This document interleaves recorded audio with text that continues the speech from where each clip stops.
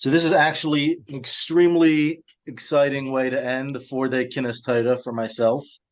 Um, um, I'll, uh, I'll give a brief introduction, not just to Rabbi Klyne, but also to a project that Rabbi Klyne and I, together with Merkaz, are embarking on. Mirz Hashem will be announced more details in the coming 6 weeks or so. To connect it to the Matzav in Eretz Yisroel, we know that the mashal that's given for Chassidus is that it's bizbuz ha'oitzrus, that when the king needs to fight the deepest, darkest wars, he took the crown jewel of the king and gave it to fight the last fight. So tonight I'm going to be briefly teasing an announcement about something which I hope, Ezra Hashem, will revolutionize the world of Chassidus. Learning of Chassidus and the way Chassidus can be internalized and made part of our lives. And it's something that I personally look forward to joining myself, as well as helping to start.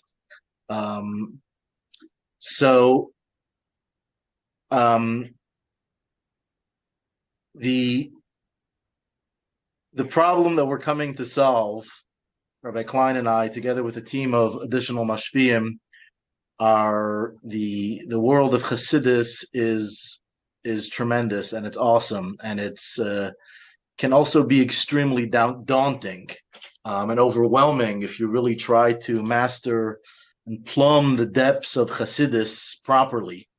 And many people get very lost.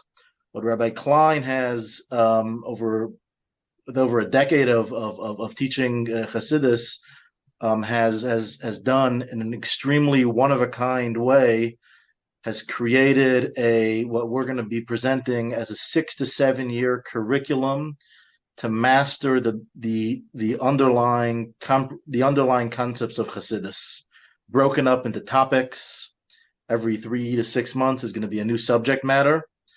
The first topic that's going to be explored, Mirz Hashem, probably in the middle of Tevis, is going to be the subject of bטחון and hashgacha, and how we relate to Hashem in terms of dealing with our worries and our concerns and our parnasa.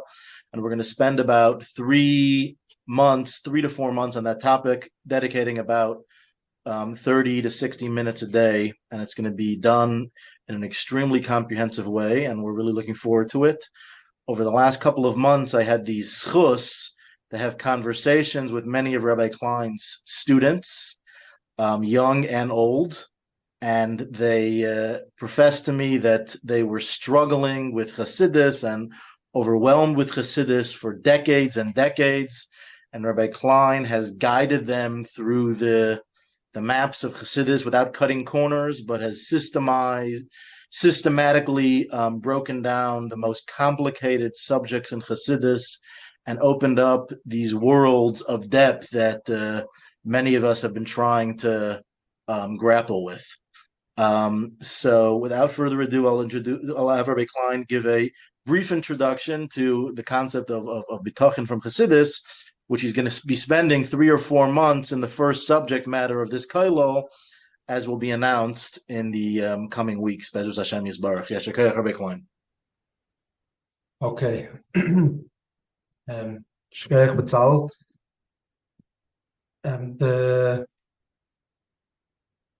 The topic which we're going to be discussing tonight is the idea of bטחון. Now, as B'tzalel, Rabbi Basman mentioned, there's obviously everything in learning always falls into context, and especially in Chassidus, everything could always be learned in different layers and levels. We're going to be focusing tonight on the idea of bטחון, and specifically the way the Rebbe explained bטחון, as explained in the famous Sikha of Chelik Lamed Vav. And the truth is that throughout Igros, this has been the Rebbe's approach, constantly demanding on a very practical level the approach of bטחון within this this format. Now, we're going to be focusing tonight on the Havana. Obviously, there's the application that's already in the Davar Sof, and everyone has to take it home and use their own ACS. But tonight, this is a Kinus Torah. It's a Pashat. The idea is to come to some clarity. What's the Rebbe saying over here on a very practical level?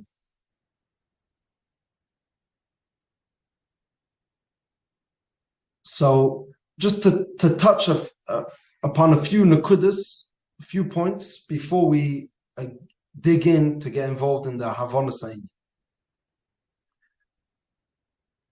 There's a famous letter of the Frierdiker Rebbe where the Frierdiker Rebbe discusses b'tachon, and he uses interesting language. The lashon is Harei haseichel habari sheilet al alev b'tevet l'dasei. Obviously, a healthy mind rules the heart. However, hine milvad zeis harei amayim leyochush lechol elhurei alev b'daiges midaiges shenis mimile da'alma b'chla. So, besides for this matana that the Eibishter gave us, that me'ach shalat al alev, there is something deeper, which is hamayim leyochush. And this is the idea of b'tachon as it continues in the letter. This is part of the letter is printed in Hayim Yem of Tezayin Adar Sheni, but the full letter is in Igros and Chile Gimel Amud Shin Yud Dalet of the Frierdiker Rebbe, and it's clear that the Frierdiker Rebbe is saying that b'tachon is more than just what we would call a mindset or me'ach shalat al alev or seeing things positively. There is something deeper over here, which is hamayim leyochush. So what we want to do tonight is to come to clarity. What's the difference between these two things? Are we not using our head? Are we not being mind ruling the heart when we approach the b'tachon? So of course there's no other way for Chassid Chabad to approach any Aveda without what we call Hisbananus, without what we call Meich. So what is this unique Aveda, the Aveda of b'tachon?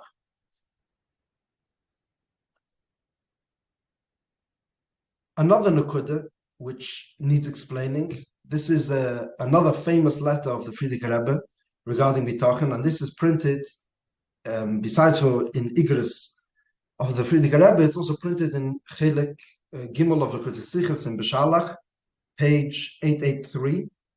The Frierdiker Rebbe in the Ha'ara, that the Rebbe brings the letter, the Frierdiker Rebbe describes 3 levels of b'tachon. The first level is where he says if there's somebody who's worried and he manages to cling onto something. Say if someone's sinking in the sea, this is the example the Frierdiker Rebbe gives, and he grabs onto a straw. So even though would be impossible to be saved through clutching a straw, still there is some kind of hope which you could cling on to. That's the first level of b'tachon, and that actually, the Frierdiker Rebbe says that's not even b'tachon. That's called tikva. That's hope. It may be ridiculous, it may be a very high level of hope, hoping for the best in the most dire of situations, but it's hope, it's not b'tachon. B'tachon is when the person sees no avenue of escape. It's impossible to be saved. And even then, despite that, he has b'tachon. What could be more than that?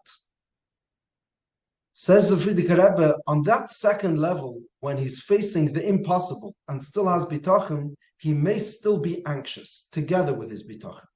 So the language of the Frierdiker Rebbe is very interesting. He says, "Va'afshu b'teach b'Hashem, hinei nafshei mora lo ma'ed." He is very bitter. V'otzei v'tuga charishis nesucha al panav. And it's apparent on his face that he's still worried. The real b'tachon, the true b'tachon, which the lashon is lefi shitas meirena abal Shem Tov, is that he is not worried at all, and he trusts the Eibishter that he will certainly be saved.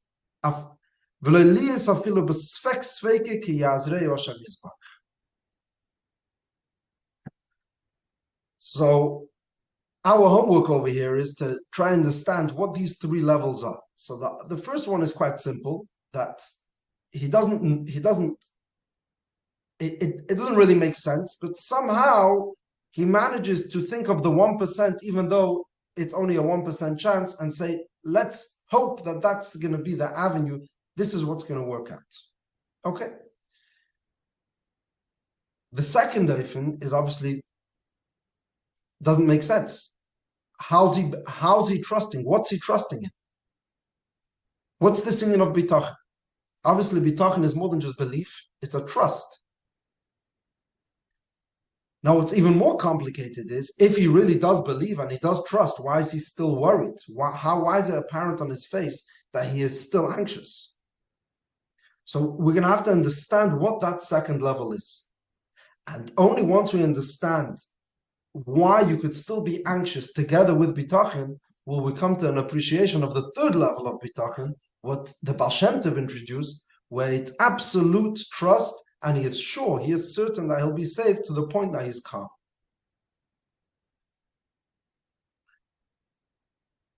One last point which we're going to have to explore is a famous word that Rebbe spoke about a lot, many personal answers, responsive from the Rebbe to particular Chassidim and non-Chassidim in dire Matzavim, was Tracht gut wird sein gut.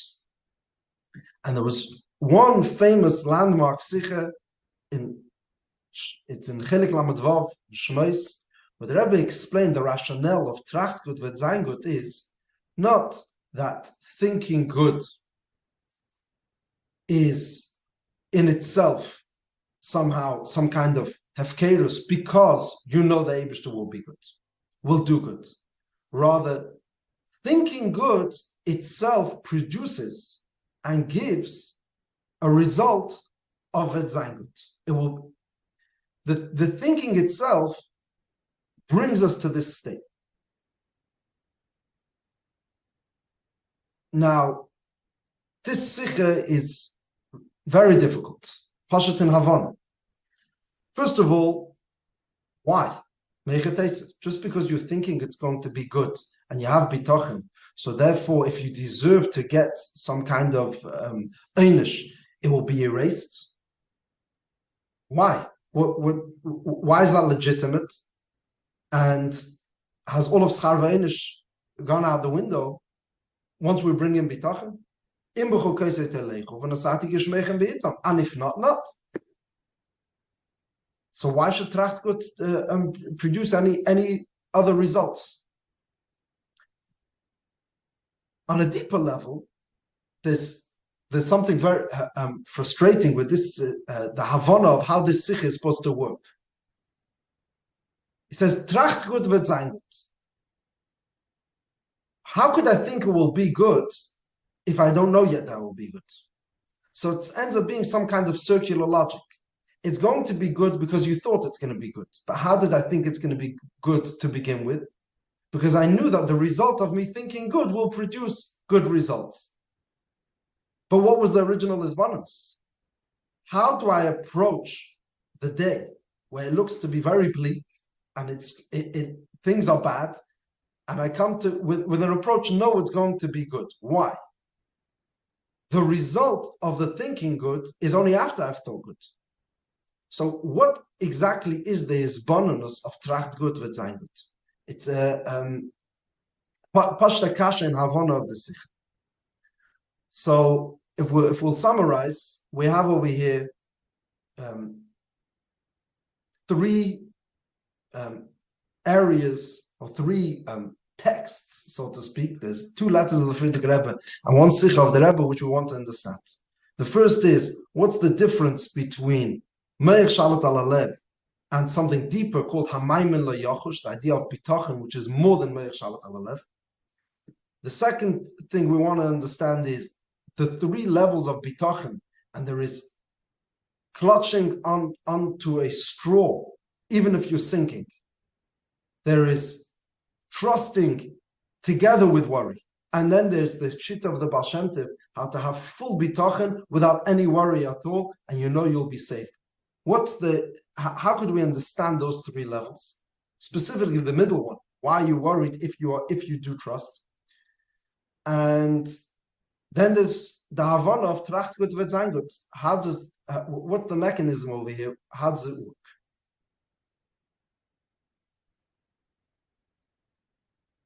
So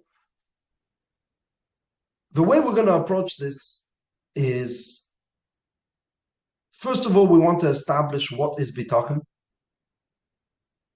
Bepashtus, just the translation of the word. Then we're going to dig a little deeper and understand Alpinigla. There's different shittas of Rishonim, how to understand what is bitachon. Generally speaking, there's two approaches. And then we're going to come to how Chassidus enlightens and gives us a far richer understanding of the Pashtus Einin of bitachon, the way I would understand it, Pashat from the Rishonim. So the Pashtus of bitachon, let's just translate the word. Bitachon is it's accepted. The accepted understanding of bitachon is miloshen a betachach alein. It's a lashon of a Mishnah in Alis. It means a windowsill. It's basically something that you could lean on. Emunah is a belief. Bitachon is miloshen a mishenes. There are those who like to say bitachon is just like the din is in Shemoneh Esrei, that you're not allowed to lean on the table, because that would be considered that you're not standing. And the most pashut, the way of testing whether you're leaning on the table or you're standing yourself is, if the table would be taken away, would you still be standing? So the same would be when we're talking about the Eibishter. Obviously, leaning and trusting the Eibishter has to be in a way that there is nothing else. Meaning, if this is not here, there's nothing else to rely on. That's the type pashut mishenes bitachon. Now, in Torah, but pashtus, if you look at the Rambam, there's no such mitzvah as bitachon. But most of the Rishonim do bring bitachon as a mitzvah. There's the Smag, there's the Ramban, who say that it's Tomim Tiyem Hashem Elikecha. Pashut, that you should be tmimis, as in whole and simple. With you're only trusting the Eibishter and no other keich.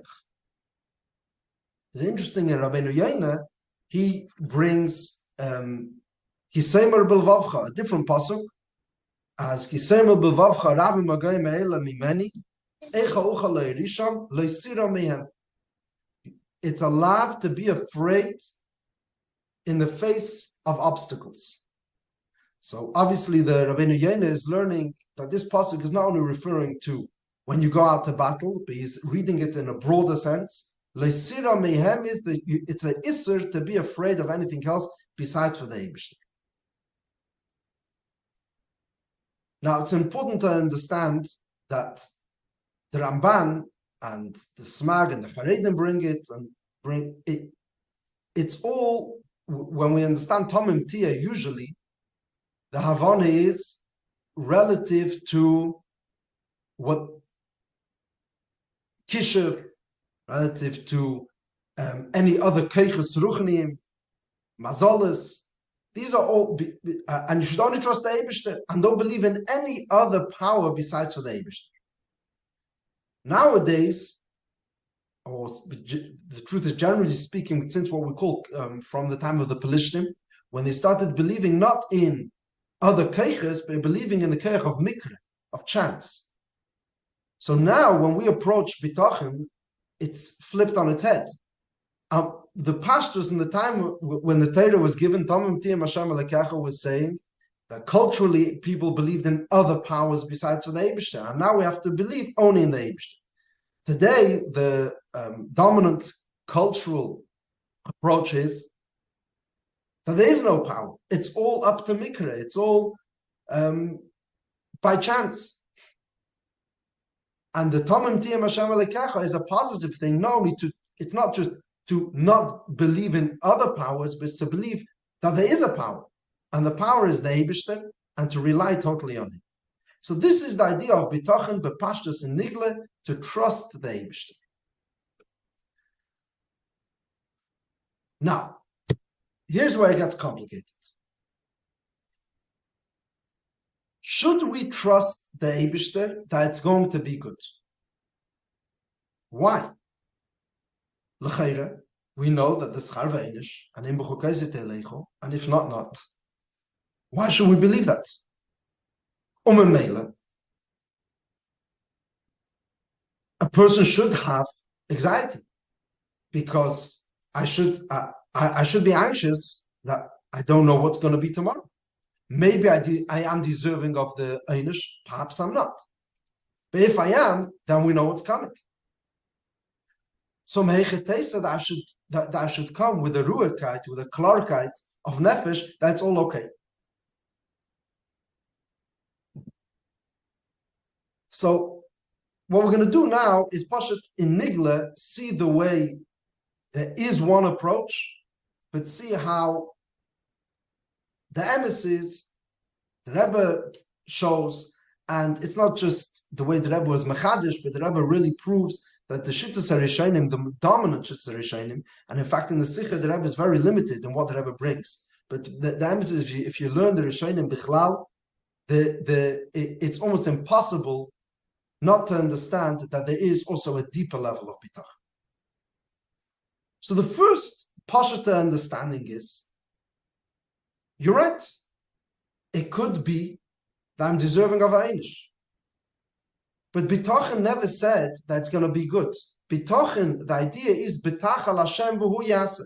Trust the Eibishter, and the Eibishter will do. What will he do? That's up to him. If so why am I calm? The answer is, I'm not calm that I think I'm not deserving of an inch. I just know that I'm in the right hands. It's not going to happen by chance. There's not going to be any mistake over here.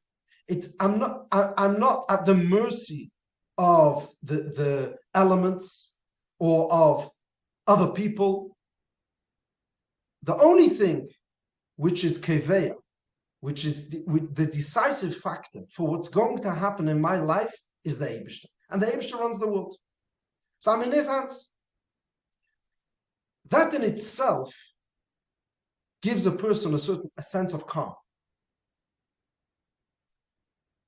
The worst of the terror, the pachad which a person feels, is that who knows what's going to be, which animal or which human animal or which elements are going to dictate my fate. Comes Bitachon and says, no. There's only one power which is keveya everything, and that's the Eibishter. Good or bad? We're not saying it's going to be good, but if it's bad, it's because the Eibishter decided. And that itself is part of a plan. So you could walk down the street, and there's no reason for you to be cheshish, but pashtos, this person looking at me, is this going to happen, or what? It doesn't make a difference. It's all in the Eibishter's hands anyways. So there's never a reason for me to look behind my back. Who's coming at me? It's all in the Eibishter's hands. So this itself gives a sense of calm. And this is the most elementary, basic level of bitachon, which puts a person in the hands of the Eibishter. Now, when the Rebbe presented this approach, which is the Pashata approach to bitachon, the Rebbe added a new depth, which is, especially if you understand that even if it is an Einish and the Einish is coming, Eira Yered Milamayla, and the purpose of the Einish is also for the bigger good of my own good. There's nothing better than getting an Einish in Elam Hazeh as opposed to getting in an Elam Haba. Or really, it's like the Eibishter Ka'av, Arachman, Areches, it says, B'nai Yechidei, the Eibishter is cleaning me. You know, there's a different approach to how to look at that. So there's two parts to this approach. First of all, it's only in the Eibishter's hands. Secondly, whatever the Eibishter does, even the bad, is ultimately really good.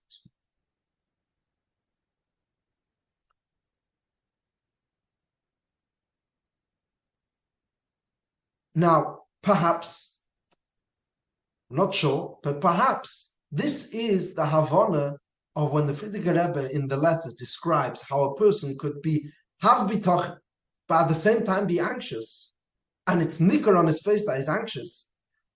Perhaps what the Frierdiker Rebbe is describing is this level of bitochen. It doesn't say beferish, but it's something similar to this idea. He's calm because he's in the Eibishter's hands, but he's still worried about what the Eibishter is going to do.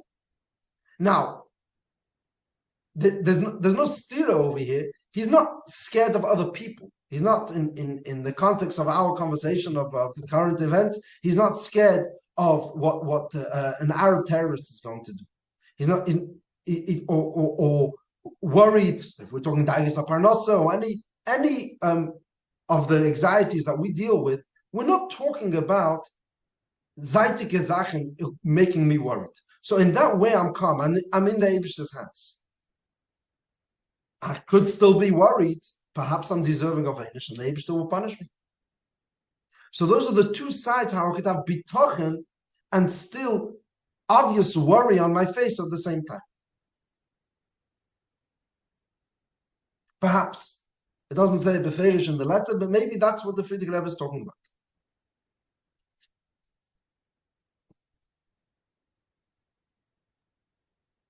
What's the problem? That this Havana of B'tachin goes against the grain of everything which Yidden have believed in throughout the generations, beginning from multiple psukim in Tilim, throughout Nach, the Lashonis of the Rishonim, Mamori Razal. It's all talking about a B'tachin that it will be good. More than that, the Lashonis are that the B'tachin itself produces good.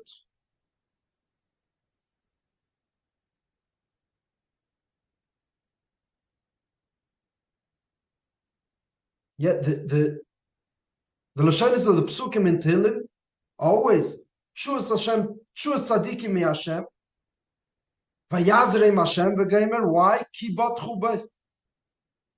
Mogin hu l'chol ha'chaisim b'y. The Eibishter is a shield for all those that trust him. Shomrei Keil. This is already more than just a statement. This is a demand. A Yid is coming to the Eibishter and saying, protect me. Why? Ki chasisi bach. So there's some kind of contract over here between the Yid and the Eibishter. If I trust you, then you'll protect me. Al Eivish, don't embarrass me. Ki chasisi bach. Va'al tevisheni mi sivri. Sivri is my hope. Betach ba Hashem v'asei tov. And then, as the pasuk continues later on, this is until in Kapitel Lamed Zayin, the next pasuk, Vayiten lecha mishalis libecha. The Eibishter will give you what you're asking for, your requests.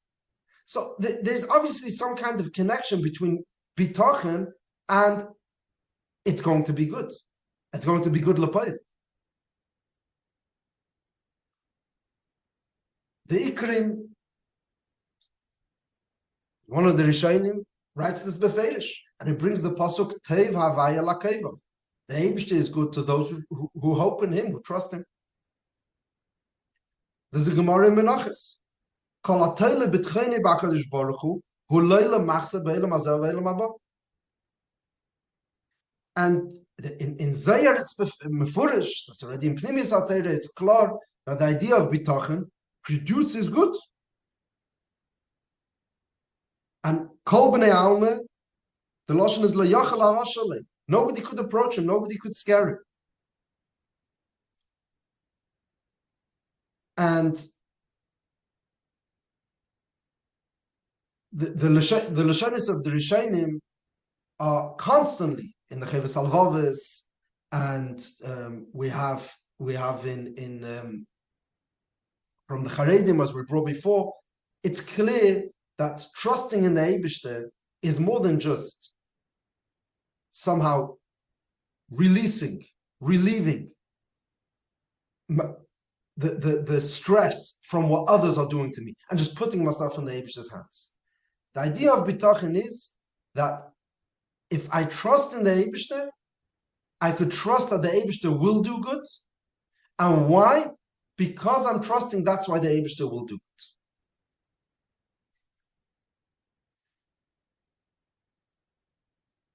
There's a raya from this, Allah bringen the raya from the Gemara in Brachas. Gemara says a story that Hillel Azaken was walking and he heard the Kol Tzvacha Bayir. He heard people screaming. So Hillel said, Muftachani ani shezalei misech beis. This is certainly not from my house. Why? For all of Akosov Eimer, the Gemara says why? Because Mishmur lo yira, because nochen libe betuach b'Hashem. If a person has trust in the Eibishter, and apparently Hillel Azaken educated his home that there should be a b'tachon in the Eibishter, nochen libe betuach b'Hashem, therefore is Mishmur lo yira. He won't be afraid that any bad tidings, any bad news will come his way, because he could fully trust the Eibishter. Because he trusts the Eibishter. So it's a beferish Gemara that trusting in the Eibishter is the reason why a person shouldn't be afraid that Pepoil will be any bad. Is Al Kopanim, let's just summarize. We have the Pashata approach to B'tachon, that a person puts himself in the Eibishter's hands, for the good or for the bad. Even more, he trusts that the bad is ultimately good, and therefore he has some level of inner calm, even though he may be worried with the results. But at least he's worried about the Eibishter. He's Yareh me Hashem. He's not Yareh from any other elements. That's the way we would translate Tomim Tiyam Hashem Alikecha. However, as we see from many psukim, from Chazal, from the Rishonim, there's clearly something more to B'tachon, which is about Pashat trusting the Eibishter that it will be good.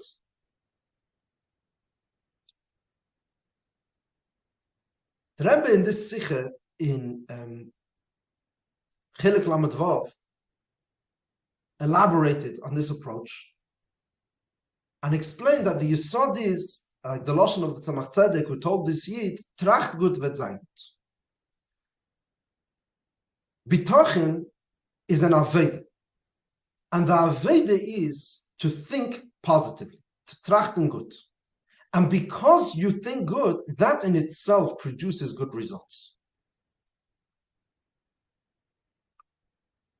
What happens to Schar V'Einish? So the understanding over here will be, it will be similar to the idea of tshuva. Just like what happened to the Einish when you do tshuva. You've done an Aveda, which has produced a different result, or made a different relationship with the Eibishter. Therefore, you're going to have the schus, b'schus zeh, the b'schus habitachon, there's going to be a inyan of vetzaingut.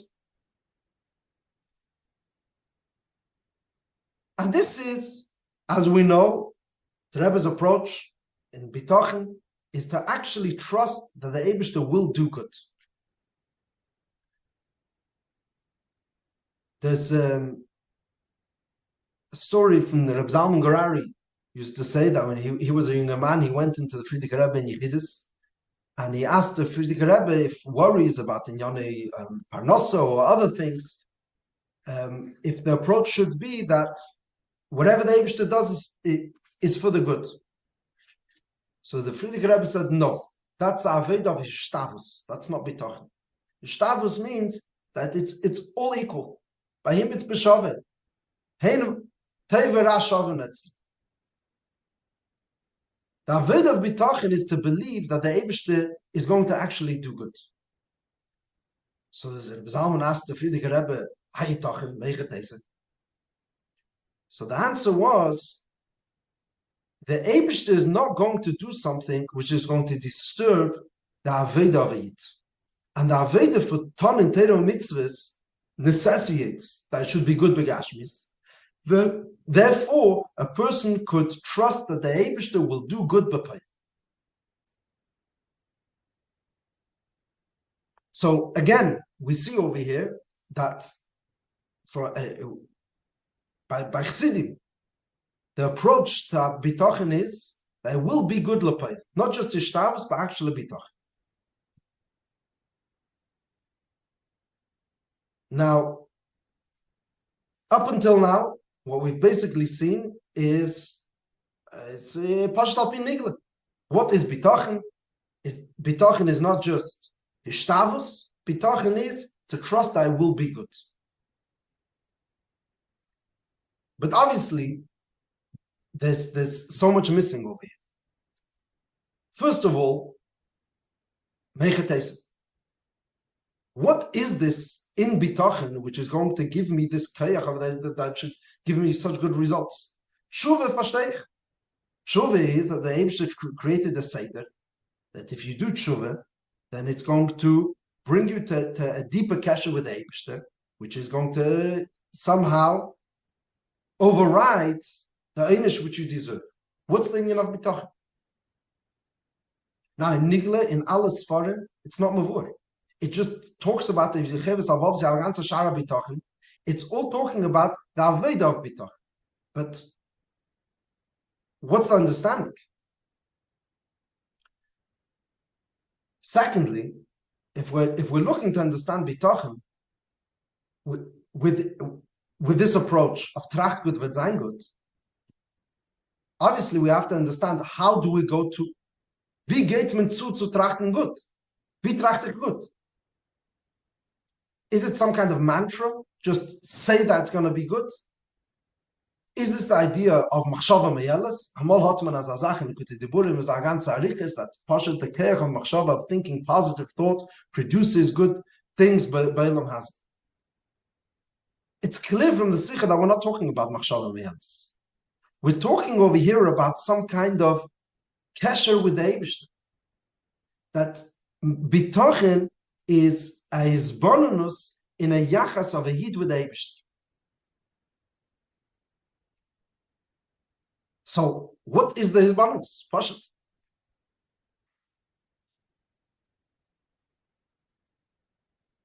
Ubeiker, if we want to understand things, wie Chassidus is allemal masbir, wie zet er sois mitzad the Eibishter? This whole conversation has been where this falls in my Aved, or what the results are going to be. But the shaila is wie the Eibishter guckt auf dem. There's without B'tachon how the Eibishter relates to a Yid, and then there is mit B'tachon. And this is where Chassidus comes in. Now Chassidus is not going to touch a new touch in B'tachon. But like what Chassidus always does is, se blost rein a chayes pnimi, and it enlightens what it says in Cheves Alvavos. The pashtus of B'tachon, was a state that a person should have, trusting in the Eibshter that I will be good. But Chassidus gives the tools and the havana of what's really going on, what's behind the scenes. So let's just stop for a second before we dig into the Havana of B'tachon and Chassidus. Just two nekudas that Chassidus will always do in every area, and then we'll look to apply them over here. In jeder Zach sucht Chassidus zwei Sachen. Where is this in the Neshamas Yisroel, or as what we would call Aveda? In Nefesh Adam, which depth? And for that, Chassidus always gives us the tools to understand that the Nefesh Elikis is made of many layers. There's Chamish Hashemis Nikru law, which are not just names, rather layers or levels in the Neshama. And every Aveda is coming from a different place in the Nefesh. Different Keiches HaNefesh, or if it's Makifim Sheba Nefesh, or sometimes we have to bring in the Etzem HaNefesh. And only when we understand where it's coming from within me, am I able to relate to this, to the Aveda Richtig. So, for example, if we're talking about Hanachas Tefillin, so Hanachas Tefillin is Shibud Alev HaMeich. It's not just a Maisa Zutta B'Yadayim. If we're sitting in a sukkah, it's idea of Makifim. And Chassidus also does a second thing. Chassidus shows us where this is in the Eibishter. Since every mitzvah, or every inyan in Aveda is a relationship, so you can't relate to somebody emotionally if he's talking to you intellectually. If we're talking to the Eibishter, we can't nicht ankommen zu der Meichen von der Eibishter mit der Hart. So if the inyan of tefillin is shibud alev amayach. So where in the Eibishter are we relating to? We're relating to Kaviyachal, the Meichen and the Midas of the Eibishter. So the Chabaden, so if we're talking in a sukkah, so it's makif, so it has to be what's makif by the Eibishter, wherever that's going to mean. On a deeper level. This is when we're coming Malmata Lamayla. It starts with depth of nefesh, and we're looking to reach depths in the Eibishter. The truth is as fakert, as all mitzvahs and all inyanim in Aveda is mitzvahs Havai. Se hebt sich an von Zeinen in der Eibishter. Se war in der Malka. Because it's the Eibishter has this part of him, so to speak. Therefore, the only way we could relate to it is if we bring our keiches with symmetry, behesem, masim, to the way the Eibishter is approaching us. So whenever we go, Chassidus is not just looking to find some kind of mystical background to what we're doing. Chassidus is enlightening the legitimacy or the weight or the necessity for this depth in Amaya Veda if I understand where it's coming from in the Eibishter. Now this is all true in every mitzvah and in every limud atayra and in yedazach, everywhere we'll turn. This is what Chassidus is always doing. Showing us where it is in Seder Shtalshalus and showing us where it is in Aveda Nefesh Adam, Neshamas Yisroel. When it comes to B'tachon by definition is a nafshiyistic thing. So if lo mazagen in halachas tefillin, I could be mekayim mitzvahs tefillin without Chassidus, and I could just understand the full background or what's the kavonas mitzvah, the full import, the weight, the reichkeit of the mitzvah.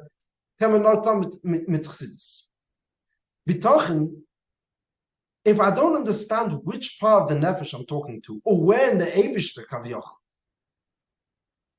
who I'm talking to in the Eibishter, then there's no b'tachon. It's words. It's luft ba'alma, because it's melchatchila chayvas alvavis. It's melchatchila kilo neymar. When it comes to nefesh adam, if you don't learn the neshama of a yid with neshmasa de'eraisa, you don't have the inyanim of chayvas alvavis. Punkt like emunah as Hashem and yediyas Hashem and avas Hashem without Chassidus, it's pashat irrelevant. So time's running short. Let's just take one nekuda of the way Chassidus teaches us the idea of b'tachon, and that will enlighten the way we approach the b'tachon b'pashtus. There's a maimer mimona tafshin yud beis, and it's worth checking up, where the Rebbe explains over there 3 levels of b'tachon. But the nekuda where the Rebbe wants to reach is like this. It's based on a maimer of the Alter Rebbe. Bitchu ba'Hashem adeyat.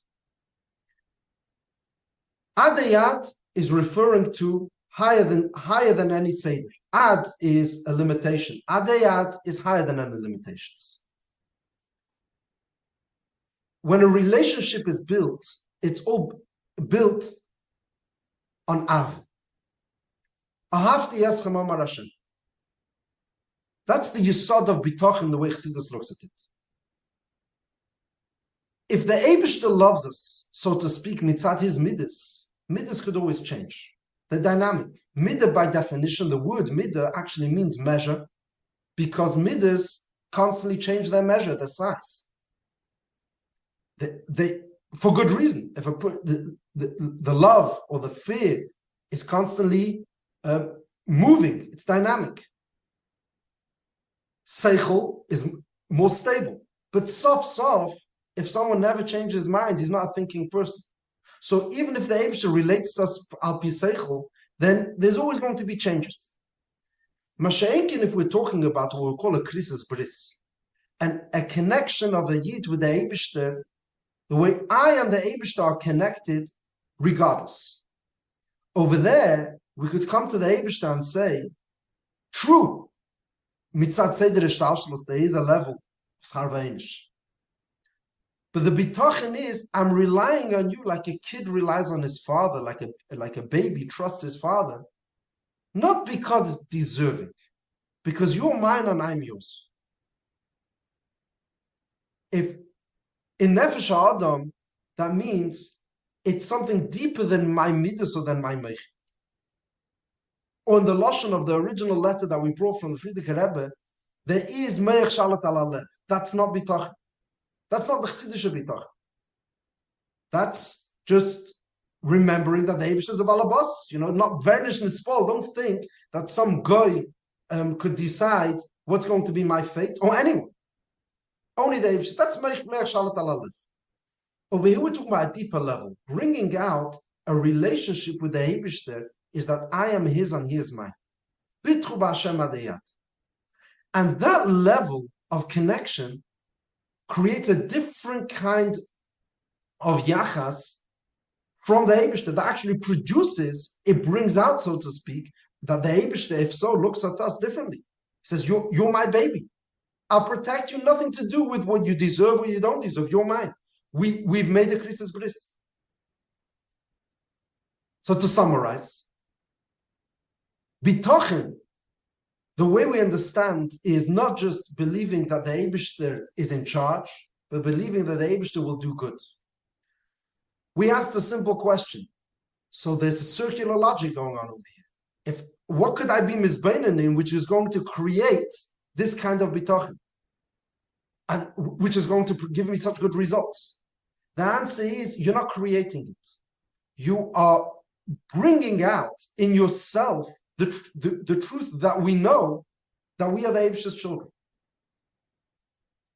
In the Sikha, very interestingly, the Rebbe brings a piece of the Chovos Halevavos, which from a superficial reading of the Sikha looks superfluous.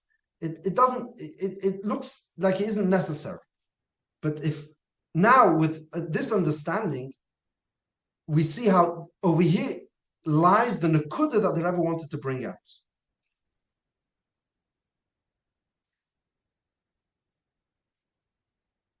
The lashon of the Chovos Halevavos is ke'eved ha'asur ashu bebeis haber b'reshus hadeinov, like a slave who's imprisoned by his odin. He knows that he's b'reshus hadeinov, meaning it's a very interesting lashon. Usually in Chassidus language we would use a child with his father. Over here we're saying we want to bring out one thing. He is totally in the reshus of the Eibishter. It's a certain, a prisoner, as terrible as the feeling of being imprisoned is, one thing, the nekuda of being a prisoner is the yiush of I'm not independent. Usually that's a very negative thing. The Chovos Halevavos uses this in positive context to think you're not independent. You belong to someone else. You're in someone else's reshus. You're in the reshus of the Eibishter. That feeling is an approach of bitochen, which creates a relationship with the Eibishter, which has nothing to do with deserving or undeserving.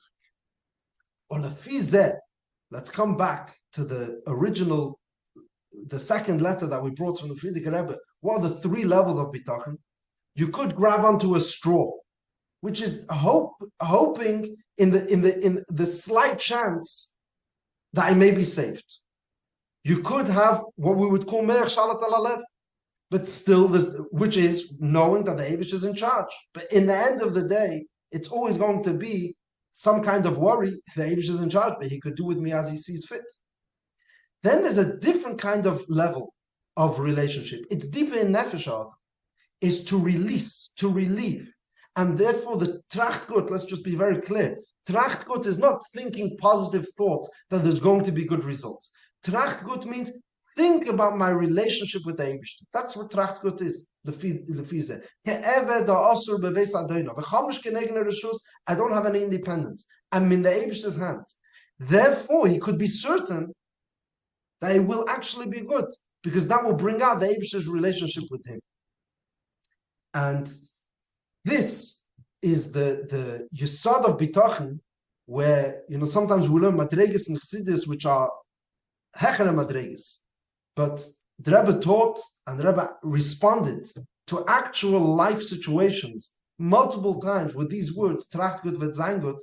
So obviously the Rebbe's looking at us and expecting that this is a realistic, practical approach to trusting in the Eibishter by Yomim Elu in a current crisis, the way we are, Tafshin Pei Dalet.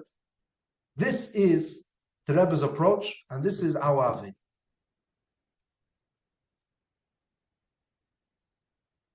Thank you very much, Rabbi Klyne. Wow, that was fascinating. Just as I mentioned in the beginning, this is a bit of a teaser for a kollel that we are, Rabbi Klyne and I are putting together in conjunction with Merkaz that will be announced in the coming weeks. A 6-year course on. I see someone's asking for more, so yeah, that's what we're talking about here. So there'll be a 6-year course going through the fundamentals of Chassidus. People putting in about a half hour a day to study these sugyas. And initially we'll be starting with a kollel for men, and Be'ez Hashem in a future phase there'll be something for women as well. So the first topic, this is a introduction to the first topic that's going to be connected to sugyas relating to b'tachon that we'll be covering over about a 90-day period, probably starting mid-Chodesh Tevis. So stay tuned for more details, and Grace and Yashikeach Rabbi Klyne. The learning here tonight should be l'schus the Yidden in Eretz Yisroel, and we should see open miracles and b'schus the koyach of the b'tachon that everyone's going to inspire to be mechazek our b'tachon. We should go out of this crazy golus right now.